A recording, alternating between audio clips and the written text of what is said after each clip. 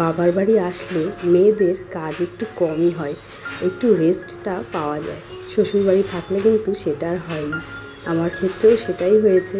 এসেছি বাবার বাড়ি বেশ কয়েকদিন হলো, যেহেতু মেয়ের স্কুল ছুটি রয়েছে, পরীক্ষা হয়ে গেছে কয়েকদিন আগে, সেই জন্য স্কুলটা প্রায় অনেক দিনই ছুটি দিয়েছে। আর সেই কারণে এবং তারপরে ছিল দোল পূর্ণিমা, তো দুটো একসাথেই মানিয়ে নেওয়ার জন্য বাবার বাড়িতে এসেছিলাম বেশ কয়েকদিন হলো। যদিও আর বেশি দিন থাকছি না, চলে যাব বাড়িতে। তো বাবার বাড়ি আসলে যেটা হয়, মেয়েদের কাজ সেই রকম থাকেই না, আর বেশিরভাগ কাজটাই মা করে দেয়। তো এই যে দেখো, সকালবেলায় উঠে ঘরে এসে ফুলগুলো সাজিয়ে নিলাম আর স্নান টান করে নিয়েছি। আর মা সব কিছুই গুছিয়ে রেখেছিল, থালা বাসন ধুয়ে ফুল তুলে জলও তুলে রেখেছে। তো সকালবেলায় কিন্তু আমি শুধু স্নান টান করে চলে আসি ঠাকুর ঘরে পুজোটা দেওয়ার জন্য। ব্যাস এইটুকুই, পুজো দিয়ে আবার খাওয়া দাওয়া করে রেস্ট করি, মেয়েকে সামলাই, তো এইটুকুই থাকে এখানে, আর কোনো রকম কাজ কিন্তু থাকে না।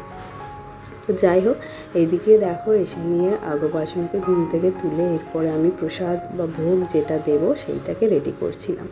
তো গ্লাসগুলো সাজিয়ে থালাগুলো সাজিয়ে নেব।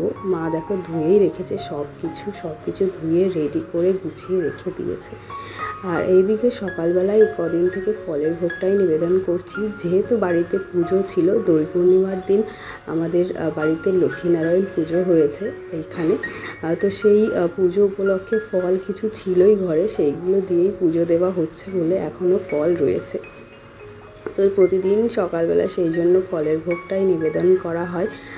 তো সেই ফলের ভোগটাই আমি রেডি করছিলাম। আর ওইদিকে দেখো বড় মেয়েটাও চলে এসেছে আমি কি করছি সেটা দেখার জন্য। তো যাই হোক, ওইদিকে বসেছিল, তারপরে একটু ওইদিকে গেল, আমাকে দেখো গোপালের জলটা চেঞ্জ করে এনে দিল। গোপালের যে খাবার জলটা ছিল সেটা চেঞ্জ করে এনে দিল।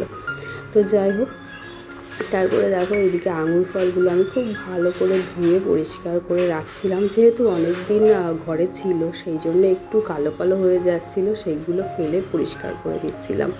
তো এইগুলোকে ধুয়ে দিলাম। এরপরে একটা কি বলে শাক আলু কেটে দেবো ভাবলাম, যেহেতু শাক আলু অনেক দিন ঘরে রাখলে একটু শুকিয়ে যায়, তো শুকিয়েই যাচ্ছিলো, কেননা অনেক দিন হয়ে গেছে আনা হয়েছে। দোল পূর্ণিমা সেই কবে হয়ে গেছে, কবে চলে গেছে, তো সেই দিন পুজো হয়েছে, সেই ফল এখন আমি দিচ্ছি। তো খারাপ তো একটু হবেই, মানে শুকিয়ে যায়, খারাপ তো হয় না, শাক আলুগুলো শুকিয়ে গেছিলো। তো যাই হোক, এইগুলো দেখো আমি ফলগুলো সব কেটে দিয়ে দিলাম থালায়। আর এগুলো দেওয়া হয়ে গেলে আর এরপর আমি গোপালসোনাকে স্নান করাবো। গোপালসোনাকে দেখো আমি বসিয়েই কিন্তু রেখেছি, তো বললাম একটু বসো, আগে আমি রেডি করে নিই। তো অন্যান্য দিন যেটা করি, আগে সব কিছু রেডি করে তারপরে গোপালসোনাকে ঘুম থেকে তুলি, আজকে আগেই তুলে দিয়েছি। তো এইদিকে তারপরে আমি যে পাত্রে স্নান করাবো সেই পাত্রে একটা তুলসী পাতা দিলাম। আর এখানে যেহেতু গ্লাস বা ঘটি টাইপের কিছু নেই, মানে এই মুহূর্তে নেই, সেই জন্য আমি এই যে এই পাত্রের মধ্যেই জল নিয়েছি স্নান করানোর জন্য। অন্যান্য দিন এই গ্লাসেই জল দিয়ে তুলসী পাতা দিয়ে স্নান করিয়ে দিই। তো সব কিছু বের করাই কয়েকদিনের জন্য সম্ভব হয় না, আবার বের করবো, আবার রেখে দেবো, সেই জন্য যা আছে তাই দিয়েই সেবা দিই। তা দেখো গোপালসোনাকে স্নানটা করিয়ে দিলাম, এরপরে খুব ভালো করে মুছিয়ে দেবো। মুছিয়ে দেওয়ার পর শৃঙ্গারটা করাবো। আর এখানে যেহেতু আমি কোনো রকম স্ট্যান্ড নিয়ে আসিনি ফোনের, সেই জন্য কিন্তু এইভাবে কিছু না কিছু দিয়ে আমি ফোনটাকে সেট করে তারপরে ভিডিও শ্যুট করছি। আর স্ট্যান্ড যেহেতু নেই, সেই জন্য ভিডিও করা হয়ে ওঠে না, হাতে ধরে ভিডিও করা সবসময় সম্ভব হয় না। এক হাতে ভিডিও করবো আর এক হাতে গোপালের সেবা, সেটা হয় না, সেই জন্য ভিডিও শেয়ারও করা হয় না, আর সময়ও হয় না, আসলে ভিডিও করতেও ইচ্ছে করে না। তো দেখো গোপালসোনাকে এখন আমি রেডি করাচ্ছি, জামাটা পরিয়ে শৃঙ্গারটা করিয়ে দিচ্ছিলাম।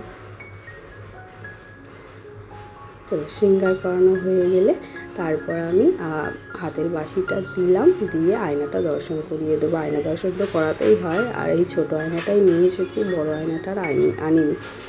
আর তারপরে দেখো পুজোটা আমি করলাম। পুজো দেওয়া হয়ে গেলে তারপরে প্রসাদে তুলসী পাতা ফুল দিলাম, আর প্রদীপ দিয়ে ধূপকাঠি দিয়ে আরতিটা করবো। সব শেষে গোপালসোনাকে একটুখানি নিচে হাতে খাইয়ে দিয়ে ভিডিওটা আমি এখানেই শেষ করবো। আর এই তো আমার ভিডিওটা আজকে এখানেই শেষ করছি। ভিডিওটি তোমাদের কেমন লাগলো অবশ্যই জানিও কমেন্টের মাধ্যমে। ভালো লাগলে একটা লাইক করে দিও। Tata, bye bye, Radhe Radhe. ভিডিওটি দেখার জন্য তোমাদেরকে অসংখ্য ধন্যবাদ।